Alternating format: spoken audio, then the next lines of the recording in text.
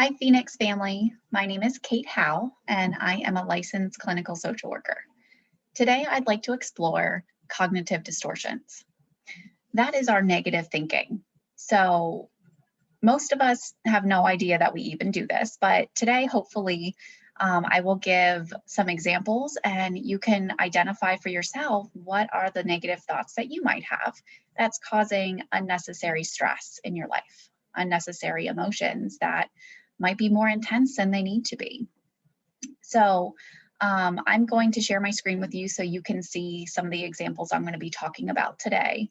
And hopefully at the end of this, you will have some new information that you can catch yourself thinking negatively. So let me bring up our document.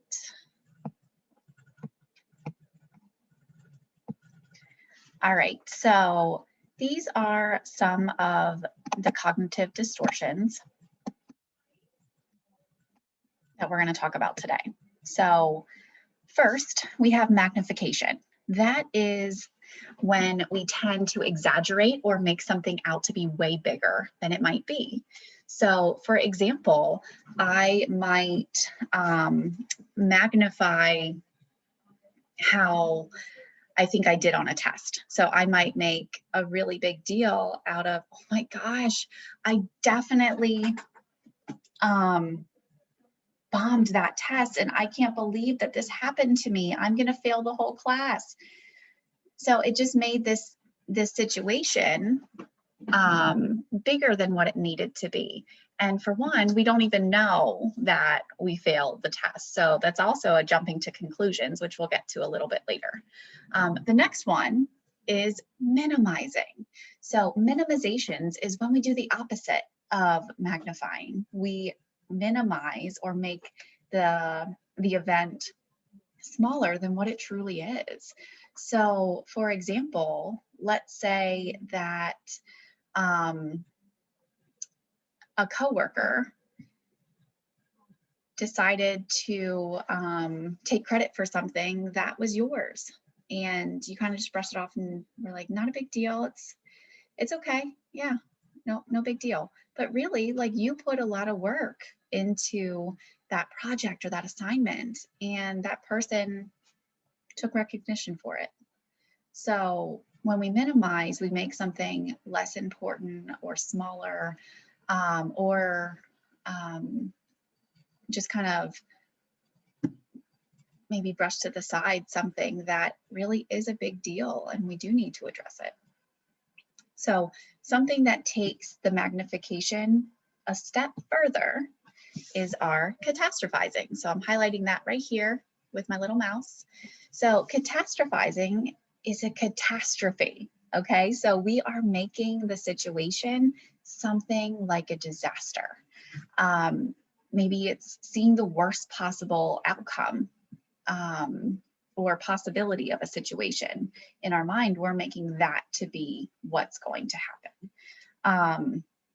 Like, for example, if your partner says, hey, can we talk tonight? I really would like to talk to you.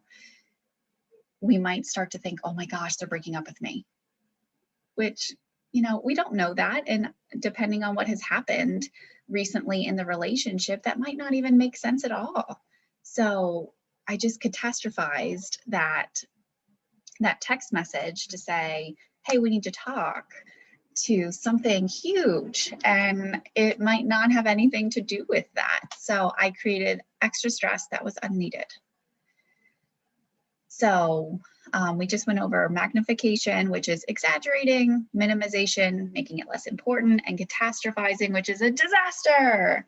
So if you know that you do those, check yourself. Try to hone in on it in the moment. Overgeneralization, making broad interpretations from a single or few events. So this could be stereotyping, making a decision about a person or a place before we really have even experienced it or have only been there maybe once. The next one I'm going to talk about is called magical thinking.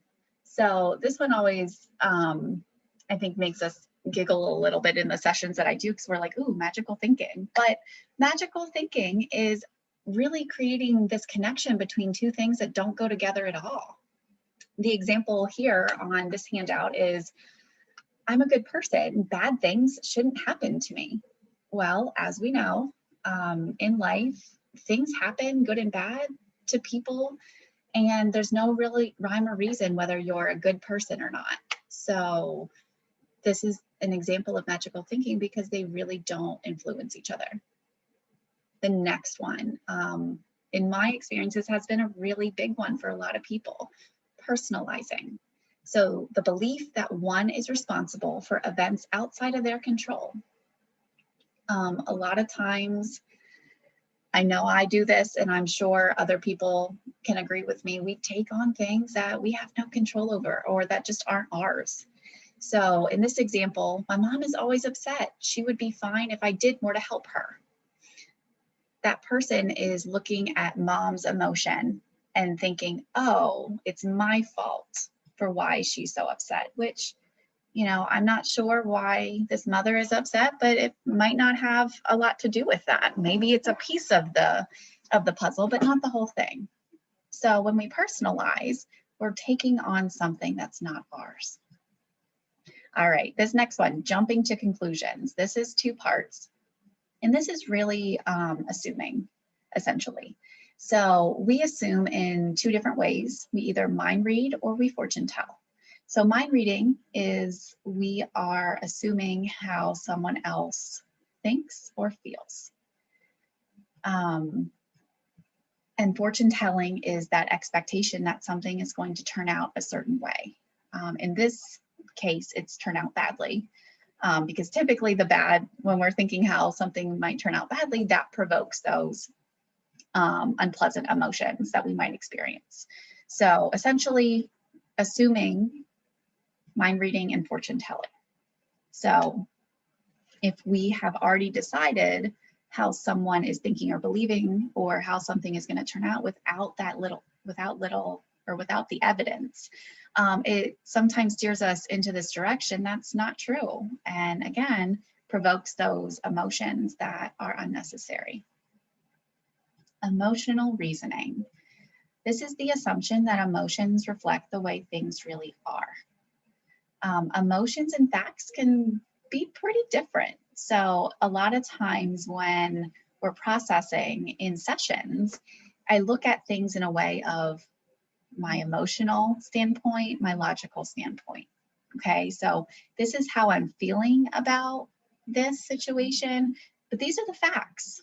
And sometimes they go together and sometimes they don't.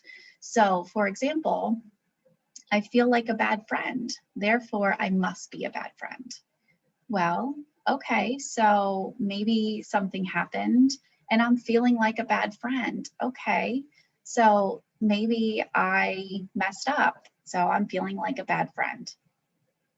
Then that part is true. But that doesn't mean I'm totally a bad friend. It means in that moment, I made a mistake. Okay, so we want to make sure it's not stretching it out to be that whole being, I'm just a bad friend, no matter what. It's in that moment. I made a mistake and that made me a bad friend. However, if I'm acknowledging it, I might apologize and take ownership for that. So making sure that our emotions and the facts fit together, because sometimes they don't. Okay, so disqualifying the positive. This one, I think a lot of us can say, oh yeah, I know I definitely do that. You know, when we're not able to take compliments from others, or, you know, someone praises us on our hard work and we're like, oh yeah, no big deal. Gives you a compliment on that shirt you're wearing and you're like, oh, this old thing. So disqualifying the positive, recognizing only the negative aspects of a situation while ignoring the positives. So for example, on here, if you are in a company that does performance evaluations or just talks about overall work performance, your supervisor might bring you in for a meeting or just in a casual conversation say, hey, you know, Kate, you've been doing really, really well on these things. Keep up the good work. But, you know, I'd love it if you could really hone in on this part. Okay. But all in all, doing really good. So if I'm just qualifying the positive, I'm going to totally ignore that my supervisor gave me this positive feedback, and I'm going to focus solely on that negative. It's almost as if the supervisor didn't even say the positives. So we aren't paying attention to the bigger picture. We're only focusing on that aspect that was negative. Two more that we're going to talk about today. The next one is should statements. So the belief that things should be a certain way. An example is, I should always be friendly, or I shouldn't have done that. I should have known better. So anytime we have the word should in a thought or a statement, it tends to provoke anxiety and guilt pretty instantly. And we want to really, really be careful with that word should. Should really does bring out that thought or that feeling of, I didn't do this up to par. I didn't do it good enough. And that's, again, not always the case, because you could have been working to the best of your abilities. You know, there's times that we make a mistake and we can't go back and change it, but we can learn from that situation. So moving forward, we do things differently. It could be holding yourself or someone else to a standard that's unrealistic. So we really want to be careful of the word should, and really try to catch that as you're thinking or talking. If you hear that word should, it should almost be like sirens going off. Now that we're talking about it, we want to really start to pay attention to should. The last one we are going to talk about today is all or nothing thinking. This is when we use words that are absolutes. So always, never, every, nobody, words like that that are pretty much saying, this is it. This is exactly how it is all the time. No ifs, ands, or buts about it. This is definitely no gray area at all.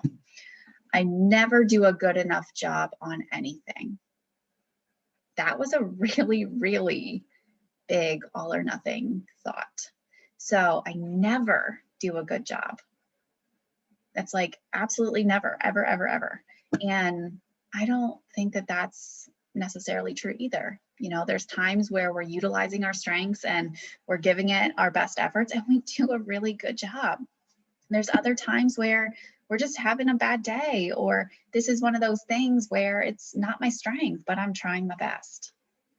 So all in all, I hope from our discussion today, you learned more about cognitive distortions and found a couple that you know that you do and how it impacts you. So this is important for us to start to learn so we can identify any way that we're thinking that's not helpful. And then we can start to understand how it impacts our mood and impacts our behavior.